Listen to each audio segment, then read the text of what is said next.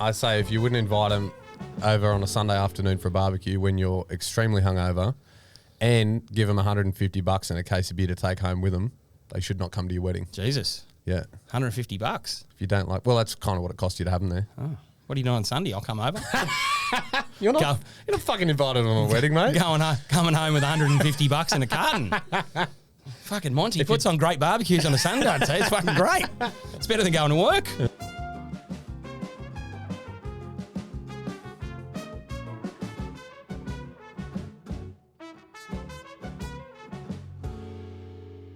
Yes, welcome back.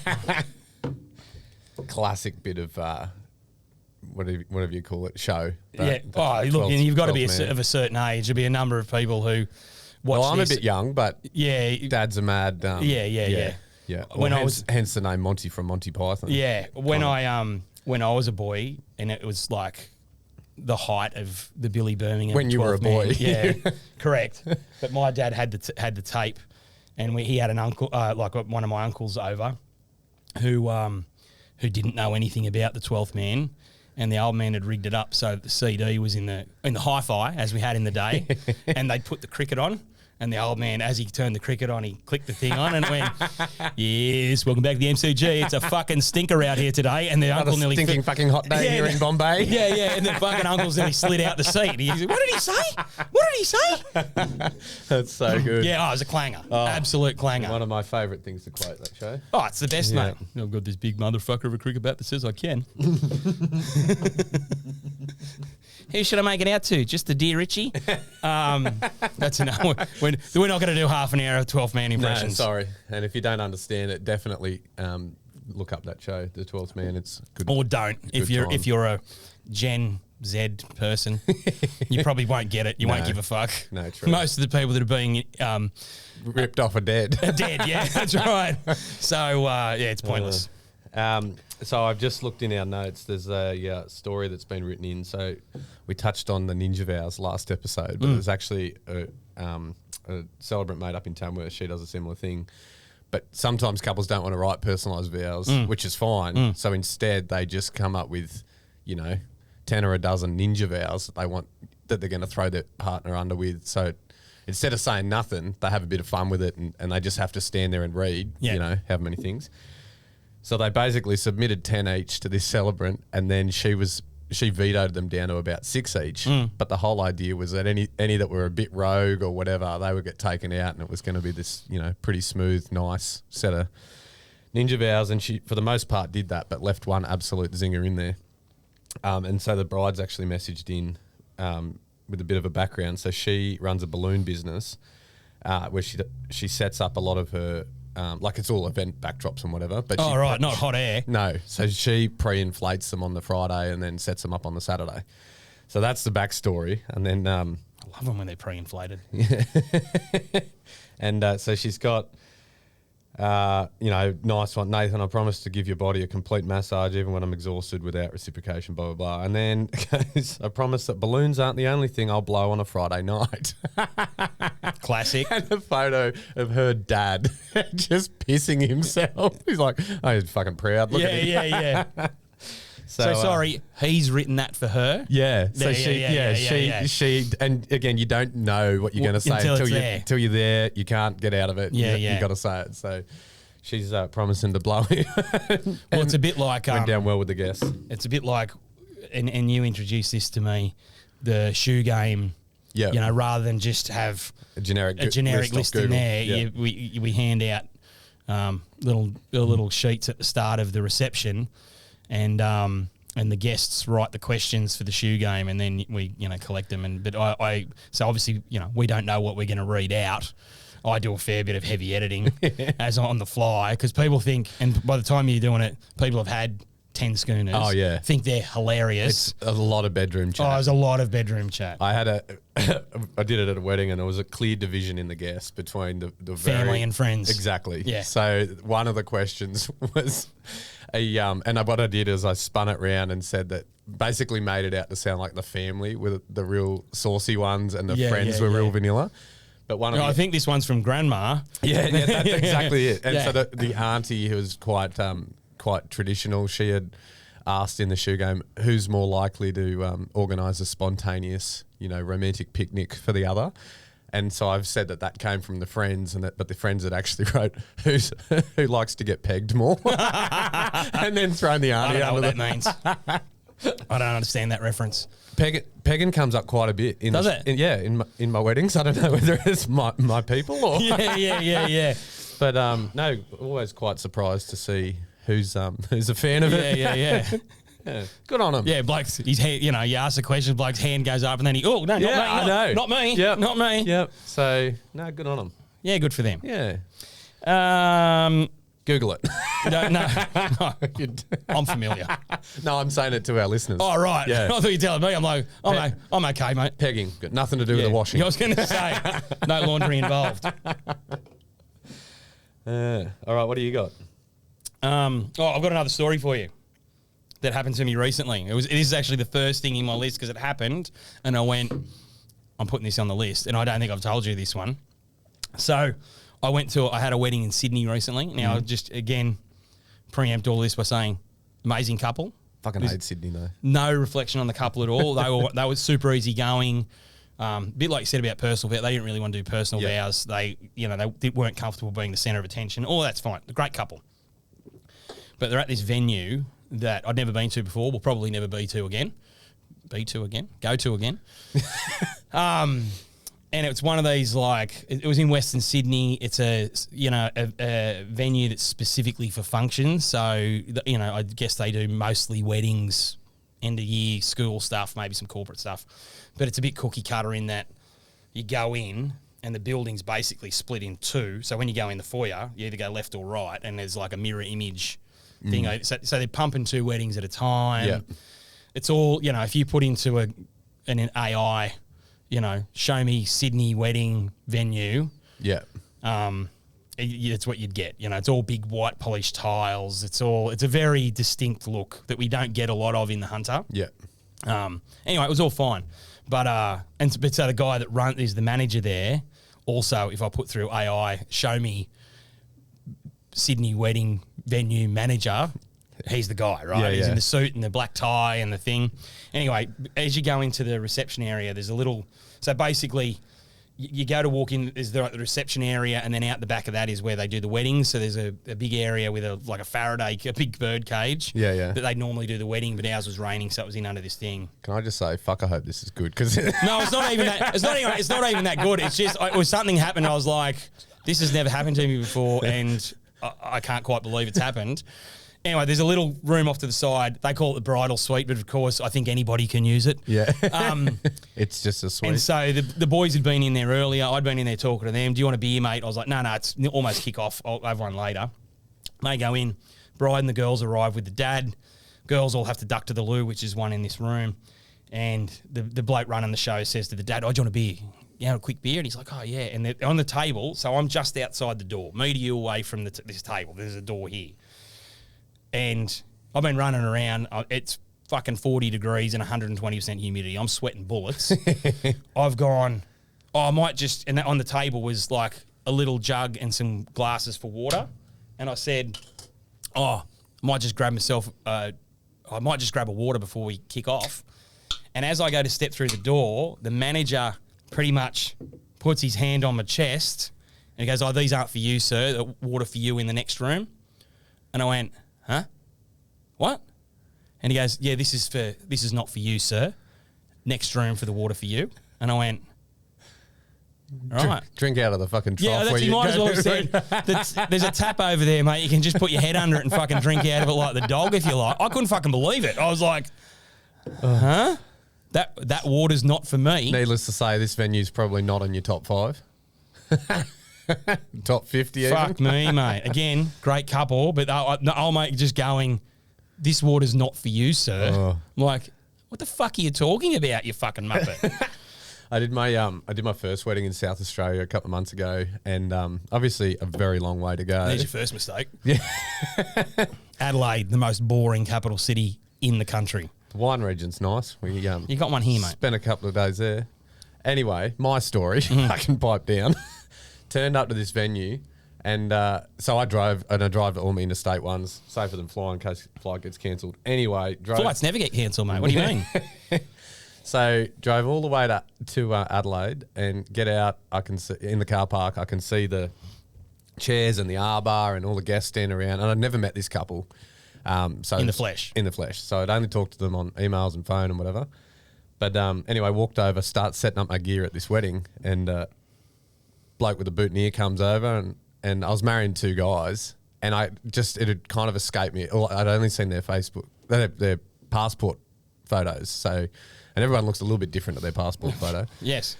So I thought, this might be one of the grooms. So I started setting up, and he comes over. He goes, "Mate, I'm really sorry, but Who the fuck are you, mate?" he goes, "We didn't pay you." I said, "Yeah, you did, mate." He said, "No, we did not pay you to be here."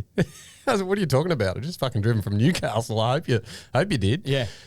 And he goes, "No, I think you're at the wrong wedding." And we're half an hour to kick off. I was like, "Well, fuck, I hope it's close because I don't have time to be going." Fuck. Anyway, he said, "You might be at that one." And 100 metres, same thing as what you're talking about with the venue. They got one happening here, one happening there. So the venue's behind, and there's a park here. So basically, I was just setting up at the wrong wedding, 100 metres down the park. There was another one. So hard skipped a beat there. But during the ceremony, actually when we got to the signing. So yeah, anyway, hooked in, got the signing. One of the guests came up. She said, "Oh, you should probably mention the background entertainment." And because I'd been facing the guests, but all the guests were facing the park.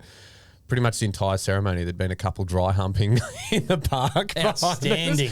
Which tied in perfectly because the guys I married, their first date, they went to a park and, so dry humping. So I gave a little nod and everybody cheered this couple dry humping in the park. Yeah. So, yeah. Yeah, good. Yep. Good one. So, yeah, if you're in a public space, just see if there's anybody around and if you're happy for them to be there. It's kind of weird. I haven't struck it very often, but sometimes you do a park and, it's a public space. People can be wherever the fuck they like. But most people, by and large, are pretty great. If they see you setting up, they're like, "Oh, fuck, we'll get out of the way here." Yeah. And then there's some people who just will not fucking move. Yeah. Will not move. I've had to crack the whip at some people, which the guests love. Yeah, I'm sure. Get out of the fucking way. Yeah. And very obviously, we're about to start. Music's playing. Yeah. Somebody's walking down the aisle. Yeah. And you're having a picnic in the background. Yeah. You could just move 5 metres to the left. Well, this wedding I'm talking about at this venue where old mate wouldn't let me drink that particular water. Same thing. They had 2 weddings going on. And so once ours was done, the couple had she'd come in her vintage Rolls and these blokes had come in, I want to say WB utes, but I only know, the only reason I say WB is because that's the only one I know. But that style of Holden ute, you know, all hotted up. And so they pulled them into the front. Like it's got a like a round driveway, like a hotel, So they had the cars parked there and they were having some photos there.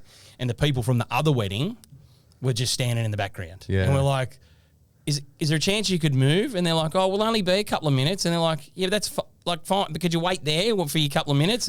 And so there's this whole thing of this Mexican standoff of these people standing in the background that wouldn't move. Plus the other half of that wedding was inside waiting to come out the doors, but were kind of trapped because these other people were taking photos in the front. Funny if it wasn't even their cars. The wrong wedding was free cars. All right, back on our list. What have we got here? Oh, here's an unpopular opinion. Oh, yeah? Hit me with it. Family don't automatically get an invite just because they are related to you. Yeah, that I could not agree more. No, that's... Well, and I think I spoke about this in another episode. I at Kate and my wedding, we did that. We didn't just invite all the family just because. Yep. Like I said, I think because we're a bit older, we felt like we had a bit of we're just not fucking doing it. Yeah. And that's actually from a bride of mine. Yeah, right. Who wrote that. Yeah. I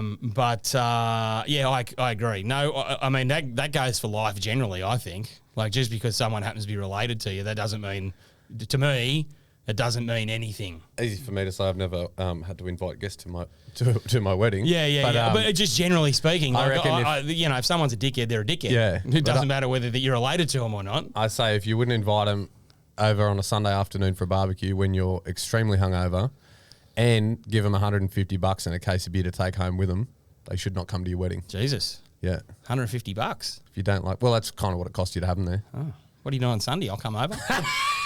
You're not fucking invited on a wedding, mate. Coming home with $150 in a carton. Fucking Monty puts on great barbecues on a Sunday. I'd say it's fucking great. It's better than going to work. No, so if you don't love them that much that you'd be willing to do that, they probably shouldn't be coming to your wedding. But no. Also, do what you want. Do what you want. If you want to invite all of the family that you never speak to because your mum and dad told you have to, don't fucking listen to us. You do you. Yeah. I know. I should say, we've said that a bunch of times. Heaps of hot takes, heaps of opinions. They mean fucking nothing. Yeah. What we think means nothing. Not worth a pinch of shit. I did notice after the first episode, I saw someone who I know had listened, then did a post about like trends and like a trend is a trend because people like doing it don't not do it because you don't want to follow the trend or whatever. Yeah. You do you. And the first thing that they mentioned in their post was, if you want a cake, have a cake. And I thought, I don't know if that's a stab at me or not. Definitely. Well, and from a very lovely person who's another celebrant. She'll know who I'm talking about when she listens to this, if she does. Stop attacking me. But yeah, like I said, heaps of opinions, heaps of hot takes. None of them mean anything. You do whatever the fuck you like. And even if we're booked for your wedding and you're doing those things, I don't care. It's fine. I will, as I say to all my when I have a meeting like the last There meeting, will be internal monologue though. Yeah. And you might turn up in the podcast. No, you won't. You definitely won't. But I always say that the final meeting I have with couples, and we have the run through of like how the day will roll and how this will happen, that'll happen, And I say, listen, these are the things that have to happen, like legally. Everything else I tell you is either some part of tradition or just the way I do it. Yeah. I've got heaps of opinions. I'm going to give them all to you. And if you don't take any of them, I will sleep the same tonight because I don't give a fuck. Well, it's their day. I can tell. Yeah. And most of the time, people haven't been married. No, so they don't know. They're quite willing to take the advice because it's not our first rodeo. And that's why you pay any vendor is you are paying that particular vendor for their expertise in that area. Yeah. So, and often I know a lot of celebrants will show their script to clients. I never do that unless they specifically ask because they're super anxious and they want to know. And I don't either, and there's a good reason why we don't. Both of ours are the same. Are we going to tell people? Most people know. I tell everybody everything. I tell them after the day, but no. Actually, had one message the other day saying, "Hey, you've probably already done." She had some extra info to roast one of her bridesmaids on. Yeah. She said, she started the message by, "Hey, you've probably already written the roast." And it was the night before. I said, I haven't fucking started. Yeah, There's not a chance. I tell them because sometimes they'll say, we haven't done that questionnaire yet. And I'll say, I don't tell them, I won't want it to. I go, I'll just need it the week before the wedding. As long as I've got it the week before the wedding, it's fine. Yeah. But often, so what we're talking about is we will often, if your wedding's tomorrow, I will write your ceremony tomorrow morning, which is... And not being slack or lazy. I've tried it where you write a week out, a month out, whatever. But creative pressure, like I've got to be under. I need a deadline. I need to be under intense pressure to do it, and that's where I get creative, and that's where you come out with and the other excuse I use is, and this is just that, it's not a real reason, but the excuse is, if I do it then everything is fresh. I've just written it. I know what I've written. It's good to go. I know your names because I've just written them 50 times. I'm not going to go, which I think. And genuinely, if I'd written a ceremony 100%, a month out, I'd have to then spend the time reading it 50 times the day of anyway to reacquaint myself with who the people are. Yeah. Again, plenty of celebrants that do it a month out, give the script. Well, and that's just that how process works for them. And it's how people run their lives. Yeah. Like I run my life in that. When does that need to be done? Oh, well, I'll do it then. Yeah. No, I'm not doing stuff months in advance for anything, not just weddings. But I'll often look back at, even as the words are coming out of my mouth at the wedding or later that afternoon, I'll be thinking about what I said. I think, holy shit, that was good. How'd you come up with that? Yeah. Well, I know I wouldn't have been able to come up with that if I wasn't under the same pressure I was in the morning. So yeah, I agree. So, and obviously, you're the people, those of you who are organisers out there listening, going, screaming at the thing, going, but what if this happens? What if that happens? What if you're sick? What if you? That's an excellent point. Well made. Yeah. Got contingencies in place, but we do have contingencies. I've only ever not done a wedding once, and it was kind of in that COVID period where any other day of the week I had a bit of a cough and I would have been like, it'll be fine. But at the time, obviously, you can't turn up coughing because people ring the police on you. Yeah. And I hadn't written it, but I knew the day before, so there was a bit of time. The celebrant. So we've both got, and it's the same overlapping circle of celebrant mates who we very comfortably palm work off to, and I'd done that on this occasion. As in, when we're already booked for a job, we palm work off. When we're if you're stuck. If you're stuck, I know, because it's not. If I was, not just, I don't want to go, fuck no, it. No. But if I was sick and had to get someone, I'm not going to send anyone. I'm going to send someone that I know will do the job. And do it well. I mean, maybe not as well as me, but no, he didn't even hear that then. That was for him.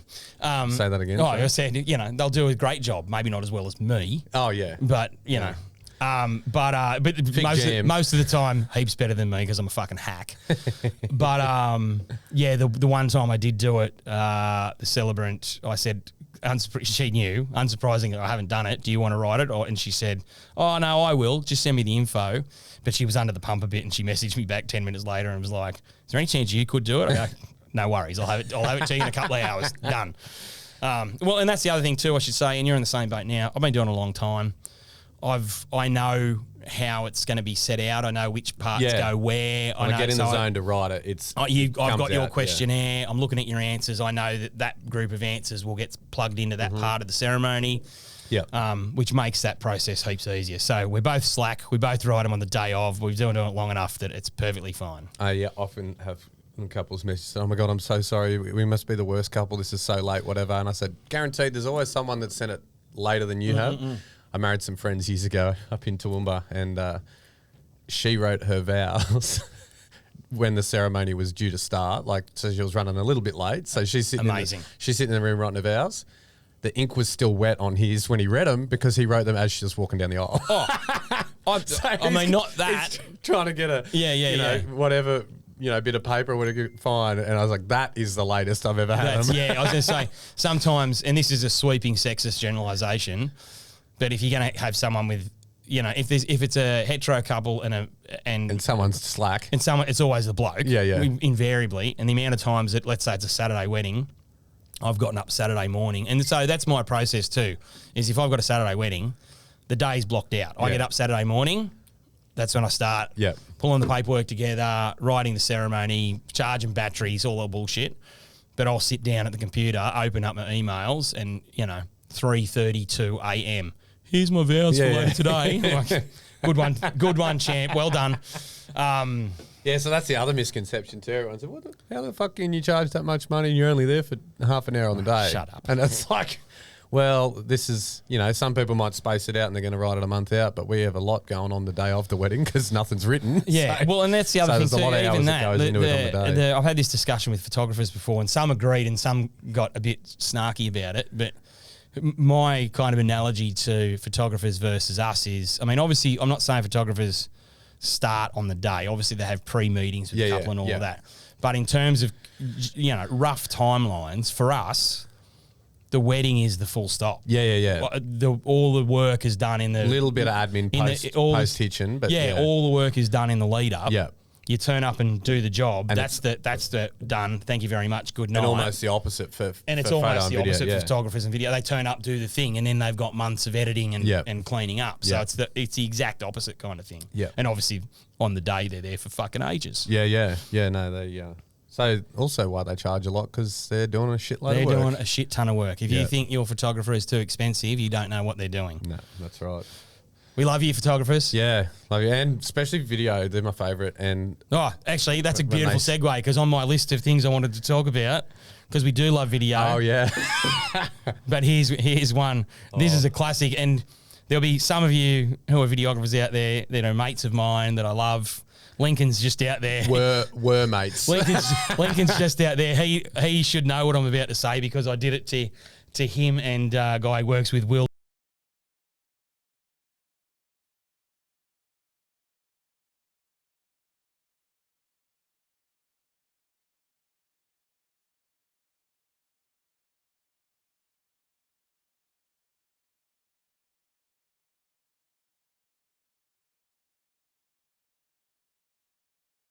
ploy to get that sound. Some good and some fucking Well, and awful. it's just, so some will, I've done weddings with videographers who obviously their style is they're not too interested in much of the dialogue and they don't even mic anybody up. Yeah. There's no mics. Yeah. They're just filming. I don't know what the fuck you get, but Well, I'm sure it's great. That I've turned up and asked, do you want to get a line out? Do you want to put your recorder on? And the videographer said, audio is never any good in a ceremony anyway, so I don't bother recording it.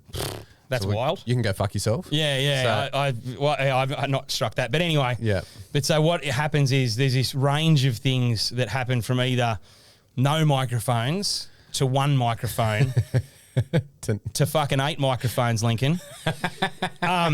Which is fine. I don't really care. The big one is, so sometimes there'll be one microphone and that's fine. Sometimes you'll get a microphone, a line out of the PA, a lapel on me, a lapel on the groom, and something strapped to my microphone. And the big one, which is the bugbear for most celebrants, is the one strapped to the microphone. especially when it is half the size of the microphone again. And that's what I'm gonna it's say. red electrical tape wrapping around a black So mic. some videographers, Lincoln, have a very good setup where it might be just a little neoprene sleeve Yep. and a really thin mic, or it's really tiny and you don't really notice it.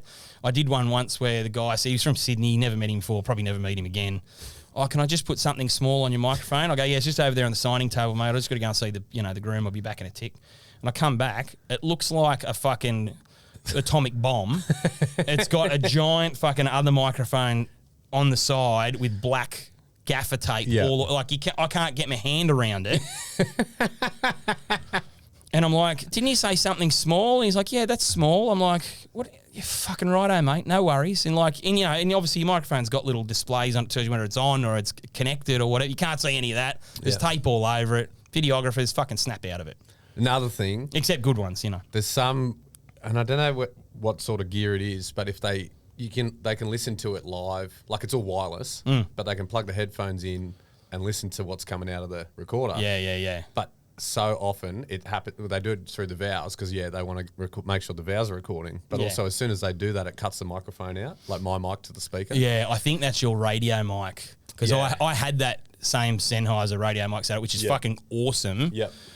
But I had it starting to cut out. And then sometimes you get into an area where it's like, I did one where there was no power and they had a bunch of generators and the generator was fucking with the radio signal. Yeah. So I've got this other setup now, but anyway, there you go. There's the other thing.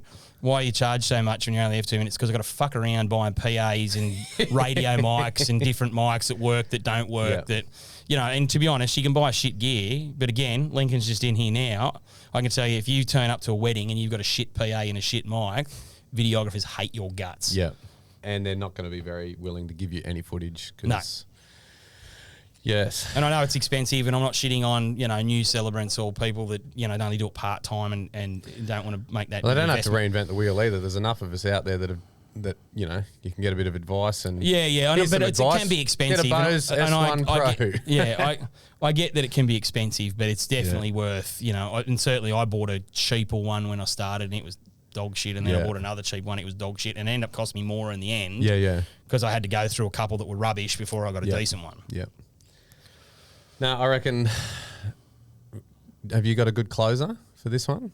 I was going to do the last episode, I was going to do the go fuck yourself San Diego Ron Burgundy exit, but that's a bit savage. What have I got? Have I got anything in here that's short and sweet? This isn't. Oh no, I'll hang on to that. I'll hang on to that for next time, because that could be a longer conversation, I think. No, fuck it. What do we got? We're nearly there. Come up with something. What's on your list? Someone must have sent something in. You've got the Trello board open. I haven't seen it. I should have looked, but I haven't. I was too busy concentrating on my own list, surprisingly. No, I don't think. Quick, say something. Oh, well, yeah. Yes, again, you're like me missus. As soon as you start looking at your phone, your fucking brain shuts down. Actually, all right. No, this is just another one of my stories from my weddings. I married a couple recently where do love a good proposal story. And You do? Yeah, but when they act, only because there's so many shit I don't know ones. I've ever heard a good one. People think they're amazing and they're not. And I apologise to everyone out there who's told me stuff, but it's like people doing speeches at weddings where they're... all the same. I remember that time when we were 5 and we did this thing and everyone's sitting there going, what the fuck are you talking about? It's not interesting. I'll only ever talk about the proposal story if it's a good cracker, one. yeah. So this one, she applied. There was a competition on the radio, like Newcastle Radio, win an engagement ring. And so she applied without him knowing, and he hadn't proposed yet. So she's kind of throwing him under the bus. He gets a phone call from the radio saying he's you're a winner. Basically, you're in the running. You're in the running. But the competition was a wife carrying competition, an obstacle course, and whatever. So they did a bit of Googling and basically came up with the best 69 position to do the course, whatever. I know a bloke that went to the wife carrying championships in Iceland or Sweden or something a few years ago. Yeah. So he's done the thing and they've actually won, and then he's dropped a knee at the end and proposed. But it was all kind of, it had come from her sowing the seed by entering him in this competition. I'm just making a note because that just reminded me of something else we can talk about. Actually, Hope's got an audio in. No, we don't need it now. No. We're fucking half an hour, mate. We're good to go. Righto. What do you got? Nothing. You've got nothing. He's got nothing. Goodbye.